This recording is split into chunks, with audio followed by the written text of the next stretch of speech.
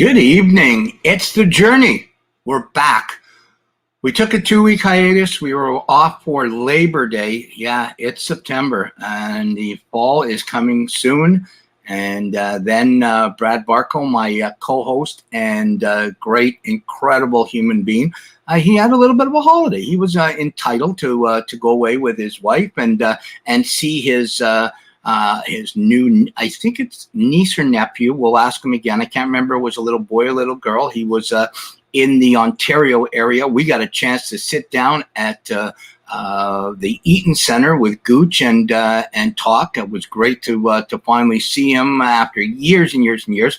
We got a great show today. One of my all-time favorites, Shayne Smith. You talk about a guy, determination, dedication. He has taken the reins and he's just run with it. And he's the guy that actually got me into sled hockey.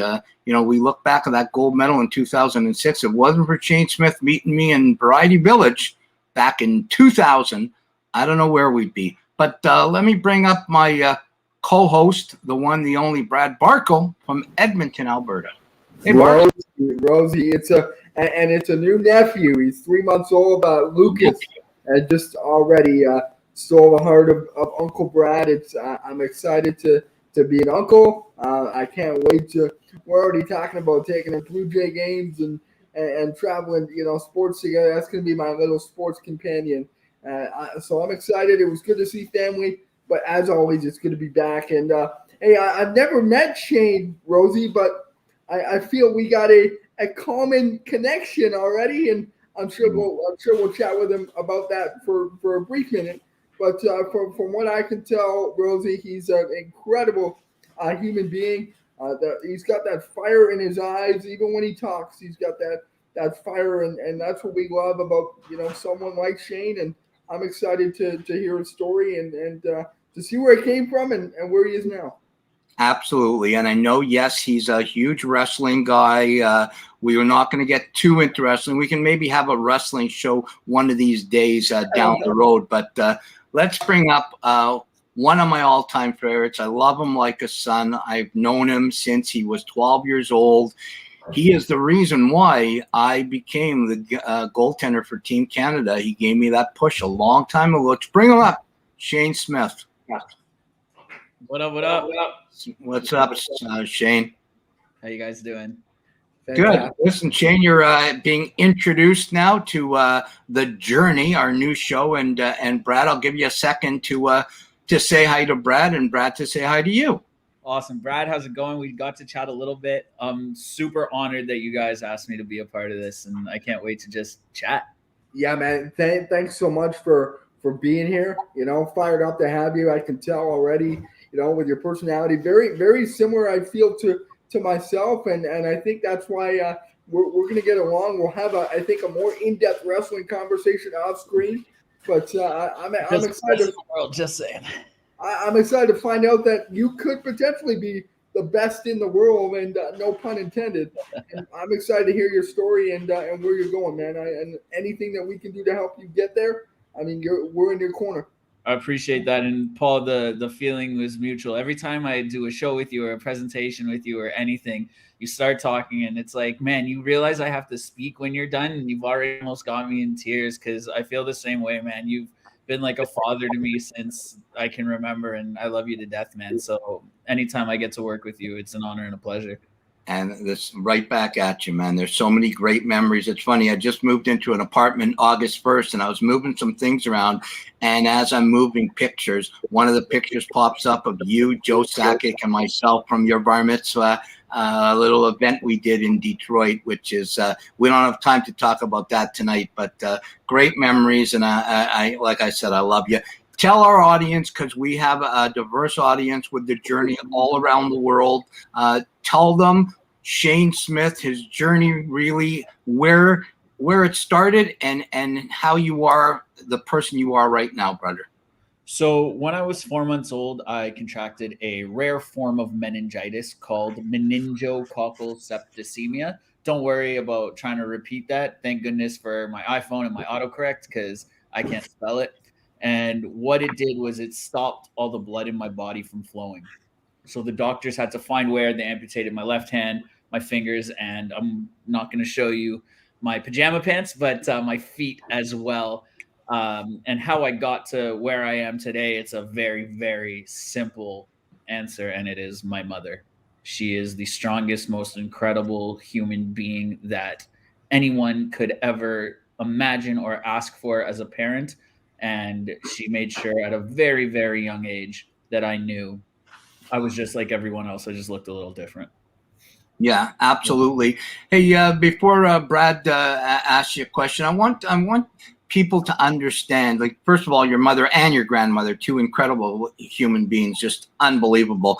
But when everything started for you, and your mother, she made you, she drilled it into you that yes, maybe physically there's a disability, people can see it, but there's no way that you're going to take that into this world. You're going to push and push and push. And how did those young years, when you went to Variety Village and places like that, where you were just not going to allow people to treat you any different from Shayne Smith? So it's really interesting. So as you know, like I started with sledge hockey at 7. And then by the time I was 8, I met an incredible human being by the name of Brad Bowden, who started talking about wheelchair basketball. And I loved basketball growing up so utterly and completely that I just wanted to try it. And I looked at my mom and begged her, and she said, absolutely, let's go. And off we went to Variety Village to play wheelchair basketball. And I wheeled through the doors and I saw the sport happening, and I just absolutely fell in love. And, you know, it was really interesting. They'd never seen a guy with half a hand before. So everyone was telling, you know, Steve Bialois, who was the coach at the time, and my mom and Joe Millage and Archie Allison, who, you know, were all a part of the Variety Village team, don't let him play. He's never going to amount to anything. He's only got half a hand. He can barely push his chair. And them as a team decided they don't care. They want me to understand what it's like to be on a team. They want me to play. They want me to try. And they gave me free range to try. And, you know, it was 4 years before I scored my first basket. But then by the time I was 15, I was playing on the Canadian junior team for the top 12 players under the age of 23. Shayne, man, just hearing that, I feel almost you're almost a mirror image of me. Because I mean, if it wasn't for my mother, you know, I don't think I'd be here 24 hours to live, and I won't bore you with the rest of it. But really, my mom and, you know, stepdad really pushed me out to kind of be the person I am today, and don't let your disability hold you back, and all this stuff. But seeing when you, is that what motivates you to be better and better and better every single day? You just talked about wheeling through the doors and people already counting you out. I know I've experienced it. Paul has probably experienced it too. But is that where your fire comes from? Is that where the chip? Because I can tell, and it's not a bad thing. There's a little bit of a chip on you. Same with me. So is that where that comes from? Is constantly, you know what? I'm here to stay, and I'm here to leave my mark and pave my way. It's funny. So my kind of thing is I enjoy when people tell me, no, you can't, you're not going to, you won't be able to. Because in my eyes, and Paul will probably laugh because he's heard me say this and he knows in my heart I believe it, I'm better than you. I'm going to show you I'm better than you, and I'm going to laugh at you while being better than you at whatever I try. That's just who I am. So please tell me what I can't do. Please, I'm begging you, because I'm going to do it, and I'm going to do it better. Follow up to that, if I may, Rosey. Quick follow-up. Absolutely. You talked about 4 years. Correct me if I'm wrong. You're saying 4 years before you got your first basket. What was the thought process for you going with that? Hey, like, I haven't scored a basket in 4 years. So instead of getting down on yourself, or maybe you did get down on yourself, what propelled you to, you know, just keep practicing, keep getting better, keep, you know, until you finally did it, and then all of a sudden you're on the Canadian junior team, and here you are, you know, now in the pandemic, you know, representing Canada. We'll get into that more. I'm sure Rosey will as well. But I mean, what was that like for you? That kind of gap of that 4 years of not scoring a basket? Yes, thankfully I was super young, right? Like I was 8 when I started, so it wasn't really. It was just enjoying playing, enjoying going out to practices and being with the boys and just having fun, right? And you know, as you can probably tell, I'm a little bit of a brat, right? So, like I said, you tell me I can't or I'm not going to be able to, I'm gonna do it, and that's just who I am. And my coach, Steve Bialowas, realized that and saw that in me, and saw that I was getting a little faster, I was getting a little smarter on the court, and kind of realized, hey, if this kid can start to hit a shot, we might have a little weapon on our hands. So he walked up to me with the ball underneath his arm at the end of a practice one day and said, hey, like, just wanted to let you know, when you first wheeled through the doors and, you know, people said to me, he's not going to amount to anything, you shouldn't let him play, I just thought I'd tell you that. And he put the ball down next to me and walked away. Well, I stayed for practice, after practice, for 3 hours that day. And I shot until I scored. And then a couple weeks later, I scored during practice. And then I scored during a scrimmage. And then I scored during a game. And then the rest is history. Yeah, unbelievable. Hey, you're watching The Journey with Brad Barco and Paul Rosen, Barts and Rosey. Our guest today is one of the all-time favorites, one of my favorites, Shayne Smith. And we're going to get into the Paralympics and the journey and how it started now after all those years. But first, we've got a couple. You know what, Brad? We haven't heard from Robert Wine. Robert Wine is our favorite guest. He's something must have happened because Robert's on. But Darren Lucky says great show. He's pretty excited about the lineup. And Darren from Australia is into sled hockey, into everything, and great determination. I remember making my first youth games at the under 18, throwback memories. I love your drive, and you know, everybody has to love your drive. If they meet you, Shayne, and don't love your drive, they have a serious issue. I want to ask you, for everybody that's watching, that's able-bodied, that doesn't understand disability, or who are disabled and are maybe need that little push. They're not at the Brad Barco or the Shayne Smith level where they're not going to allow that wheelchair to run their life. You know, what's it like when you're out in a group, when you're out, you know, downtown and you're just wheeling around and you get that look of, you know, almost people feeling sorry for they have judged you before they even know who you are. How do you deal with that, Shayne? Oh, that's quite the question. You know me, I'm a very personable person. I like chatting to anybody. So, and normally when people look at me, I tend to think they're flirting with me. So I normally just flirt back. No, so I just kind of let people know, like, if I can see they kind of want to ask or they want to, you know, have a conversation, I'm always super open to it. And for me, the funny thing is I'm not a big drinker. You know, I'm not big into the party scene, but I like partying, if you know what I mean. So I like going out, but I'm always the designated driver because I like to go out. And that's a great icebreaker, right? Because I go out with all my able-bodied friends. And that's the ice-breaking line is, can you believe that this is our designated driver? And then the conversations just roll from there, right? Yeah, absolutely, Brad. That's amazing. And the more and more I'm sitting here, you know, Rosey and Shayne, I'm like, wow, like are we like I maybe we're separated at birth or something. You know, there's just there's so much, you know, there's so much to you. But I want to ask you, leading now into the Paralympics and what you just endured. How was that during a pandemic? First of all, and second of all, how accessible was it? Like, can we dig into that? Like, did they make sure that it was you were full? Or was there issues that you had to look and be like, you know what, this ain't right. We need to fix this. Or like, how accessible was it? And let's, you know, how was the Paralympics during a pandemic? I gotta say, caps off to our team behind the scenes. Obviously, like our team is our team, and I love my boys to death. They're my family. But our high performance director, our coaches, our staff, man, we as players didn't see hiccups if there were hiccups.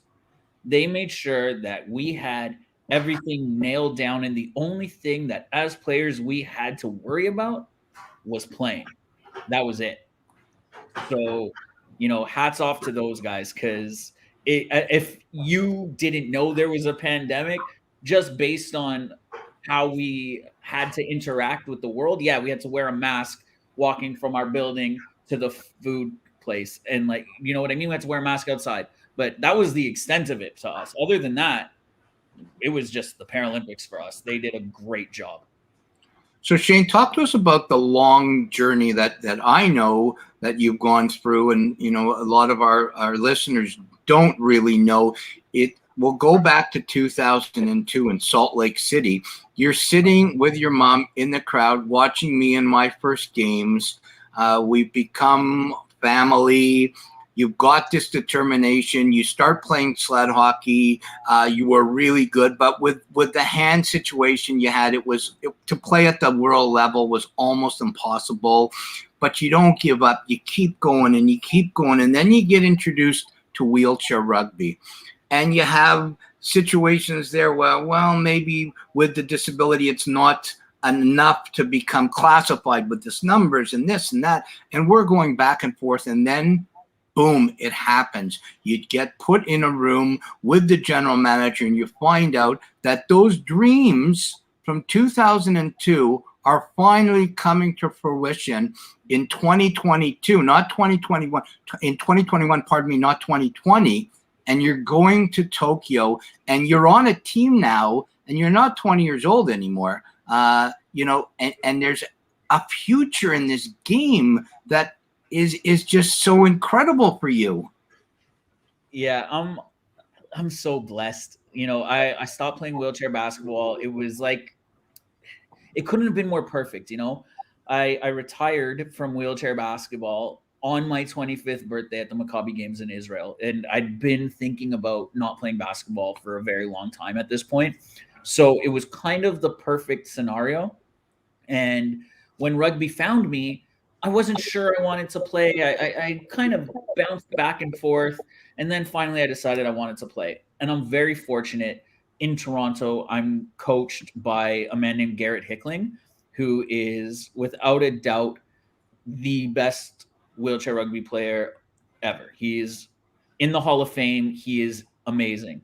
So I get to be coached by him every day on a daily basis. It's fantastic. And then I get to the Team Canada level and we have just the best coaching staff where we have, you know, Pat Cote and Dave Wilsey. Dave Wilsey is also an incredible legend, probably one of the best class twos in the history of wheelchair rugby. Yeah. So I have all these opportunities to succeed, right? And here we are playing. And if I tell you, I've played on many, many teams in my life. I have never played on a team like this, where from front office to our, you know, our medical staff to the boys on the court, this is not a team. This is a family. And it's just the most incredible, amazing experience. I went to a Jays game with a few of my teammates the other day, and it's just like, that's the type of team that we are. We're not even playing right now. We're on our off season at the moment. We're still hanging out. We haven't had enough of each other. You know, it's a beautiful thing, man. Shayne, I've seen Murder Ball, man. That stuff is wild and crazy. But with that, do you think the transition from wheelchair basketball to wheelchair rugby, did it almost, do you feel, give you an upper hand because you came, I don't want to say similar sport, but it's got its parallels. Do you think it helped you in that process? Then you know, say me, I played sledge hockey for 16 years. Then all of a sudden I want to jump to wheelchair rugby. It'd be probably a little bit, you know, it'd take me a little bit to get up to speed and you know, do what I need to do. So do you think wheelchair basketball really helped you make that jump? Yes and no. I think in some ways, 100%, it definitely gave me a bit of an upper hand. But you know, Coach Wilsey always says like, "Oh, you basketball guys always have, you know, these one little things that you do that we need to nail out of you." And it's really interesting where, you know, the defense for me is a big one. Where yeah, my chair defense is really good, but I play basketball defense sometimes where what I really need to do is just hammer somebody, right? So it's kind of also unlearning 20 years of basketball stuff and start figuring out, okay, I can hit people. I can do things that I wasn't allowed to do in basketball. I need to move forward and do this now. So it's really interesting because there's definitely parallels and there's definitely things that have given me a bit of an advantage and a bit of an edge, but there's the other side as well. I love it, man. Yeah. The crazy thing about sports for the disabled at the elite level is there's always that little, if you're a sled hockey guy, you got something to chirp to the wheelchair basketball guy. If you're a wheelchair basketball guy, you got something to the sitting volleyball guy, or the guy who throws discus, or the girl who's, on the women's sled team. She's going to say, it's the way it works, Brad, in this sport at the elite level. There's just always something to say. But I know Will's your leader. I've known him for years and years, and you talk about an absolute incredible Canadian. Shayne, I want to ask you, we're getting close to the end. The time goes by fast, and we'll have a part 2 for sure as you're getting ready for maybe another big competition. We'll get into that. I know you really well, and I know your highs and I know your lows. What do you say to a young girl or a young boy that disability has just taken a hold of their lives, and they can maybe look at a Shayne Smith and look at a Brad Barker in that chair and go, that chair is nothing to them. Like, how do you get somebody to really embrace ability through disability? That is a great question. It's 2 words. It's as simple as 2 words. You're okay. That's it. You're okay. And it wasn't until I was older and like I'm now in my 30s and I understand mental health is a thing. I have mental health issues. So if I have issues on the court, what do? I talk to my coach and I figure out how I can be better at that skill on the court. Well, mental health is just as important, right? So I talk to my mental health professional. I see somebody now because if I've got something wrong with my mental, it's just as important to train your mind, right? And there's nothing wrong with needing help, and there's nothing wrong with speaking to somebody. Mental health is a real thing. It's there, and it's not such a terrible thing to admit that you have mental health issues anymore, right? It's kind of normal now to admit that it's there. And for me, my life really turned around and I started forgiving my dad and I started being happier as a person once I started acknowledging those things. And once that side of my life started rolling and I started being okay with that, my sport life just fell into place, man. It's crazy how connected everything is. Yeah, absolutely. Hey, we have to go there. When people talk to me about the highs with Torino, but they also talk about Vancouver, we have to go there. You go into Tokyo looking like a medal contender. I honestly thought you guys were coming home with a medal. Things happen. It's just the way it is. You train for 4 years for 1 week. People don't understand that. That 1 week doesn't go perfect. You're not coming home with a medal. Talk about what happened there, the 5th place finish, and then the potential turnaround of 3 years instead of 4 in Paris coming up in 2024. Yeah, it was definitely heartbreaking. We definitely felt super confident and we felt really good going into the tournament. We were playing our best rugby that we'd played as a team. And if you look at where we were 5 years ago compared to where we are now, you don't even recognize us. There were, common drills that we were struggling with 5 years ago that now we're doing crazy, intricate, different versions of those drills. So, we've really come a long way as a team. And yeah, it sucks. Obviously, no one wants to come in 5th. But I'm so proud to be a part of this team. And I'm so proud to have battled with these boys, with this family that I have.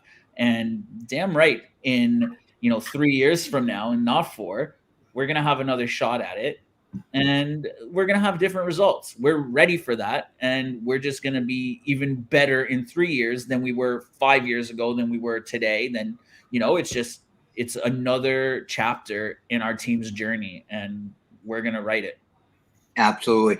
Hey, Brad, you got a last word for Shayne as we come to the conclusion of the journey part 12? I see you got a guest behind you. That looks like, is that your cat behind you? Yeah, he made a this way. Yeah, he made a cameo. All right, cameo. Quick cameo. He loved Shayne's attitude so much. He wanted to come say hi. Hey man, thanks so much for doing this. Truly, I see. I don't compare. I compete. That's my mentality. But I see so many parallels between you and I. I can't wait to connect. I can't wait to chat more. We got some wrestling to talk about and catch up on. And hey, you're family now with the journey, and I can't wait to connect. This was awesome, man. Thanks so much. Thank you, man. Like I said, anytime I get to do anything with Rosey, I'm like beaming from ear to ear the entire time because I love him so much, and I feel like I gained a new brother in you, Brad, and I'm definitely super excited to connect and talk about some AEW and just life in general, man. So thank you guys. You know what, Shayne? We'll do a show in the next little while, next couple of months. We'll do an offshoot journey show that will talk about what makes an athlete tick. And obviously wrestling. I love wrestling too, but back before you guys were born with Haystack Calhoun and guys like that. But you guys obviously have a brotherhood with CM Punk and some of those guys. We'll talk about that. Leave us with a last word, Shayne. What's up now in the off season, and what do you have to say to all the Journey listeners out there? Yeah, it's great, man. I'm enjoying my time right now. I'm spending time with my non-athlete friends and really kind of connecting with them because, as you guys know, as an athlete, sometimes you got to make sacrifices, and I'm lucky that my friends kind of understand that. And they're okay kind of taking not a backseat, but a side seat to my sport and letting me focus. So now that I've got some off time, I'm really focusing on my friends. And, my last words is no matter what anyone tries to tell you, you can or can't do, you might be told by someone in this world that you can do it. The sky is the limit. I hate that garbage nonsense because it's not. There's absolutely no limit to what anybody can achieve. And don't you ever forget that. You have to just change your mindset to wanting something to that you're going to have it. And with that change of one word in your vocabulary, there's no limit and you're going to have it. Couldn't have said that better myself. Shayne Smith, one of the best all time. I'm so proud of you. I know that it's going to be a different outcome in Paris in 2024. Keep working hard. We'll be in touch soon. And thank you so much for being a part of the journey. Absolutely. Thank you, guys. Take care, brother. Wow. Hey, Brad, pretty good, eh? Wow. I keep coming back to it, but I feel he's almost a split image of me. He's a little bit older than me, and same attitudes, kind of same mentality, that chip, and such a great story. It seems like very, like I said, similar with the mother and for me was grandpa. It wasn't so much, my grandma was there as well, but my grandpa too, and just a fantastic guest, and we'll see where he lands in 3 years in Paris. Yeah, 100%. And I know his family very well. His mom and his grandmother got to be very close with him back at the beginning years when we started to become friends when he was 12 years old. And he was the guy that said to me, you still have your heart, you still have your brain, and that got me to get that drive to try out for the sled hockey team. But you know what, buddy? It's good to be back. We took a couple weeks off. We're going to have great guests coming up in the fall and the winter. So keep watching us. Watch for new content. Send us messages if you want. Send us, Darren from Australia. I love your work. Love your work, guys. Great guy. I love him. He's a new amputee and numbers. Just an incredible human being. I'm really wondering, where is our friend Robert Wine? Something must have come up. Robert, if you missed a show, just let us know that you're okay because you're a part of the family. Hey, Brad, let's get to our hero of the week. It's been 3 weeks. I'm going to go with Norm Bowden. Norm, good buddy, 80 years old. The original Winnipeg Jet was on our roundtable yesterday from Vancouver with Kerry Goulet, the Gooch. And Norm is doing a charity event this weekend in Vancouver for blood cancer. All the blood cancers, raised a ton of money. Norm Bowden, the original Winnipeg Jet. You are my hero of the week. Barts, yours. I'm going to keep it close, and because I'm coming out on vacation, my hero of the week is my 3-month-old nephew, Lucas. And I'm like I said, I'm so honored and so privileged to be an uncle and to be in his life and to watch him grow. Even in the week I was there, he grew so much and giggling and his little quirks. And I can't wait to be a major part of his life, hopefully a major influence, and just put him on the right path and make sure that he does all the things that he wants to, all the things that he should, and be be the man that he wants to be, and kind of help guide him there and be that guidance. So I can't wait to do that and watch him grow. And I already can't wait to get back to Ontario to celebrate the next milestone and watch him just become the greatest he can be. Perfect. And we'll shout out to Lucas every time we can. Hopefully he'll be a big fan of the journey. Hey, listen, everybody out there, we are so appreciated. The show is nothing without you. Number 12, we'll be back next week. On behalf of Kerry Goulet and the Gooch Network, we want to thank him. We always want to thank our producer, Jordan LaRoche, the Fanshawe kid. Without him pressing the buttons, we're nothing. On behalf of my partner in crime, Brad Barco, love you, brother. I'm Paul Rosen. You've taken the journey. Take care of yourself. Take care of each other. And have a great week. And have a great journey. God bless.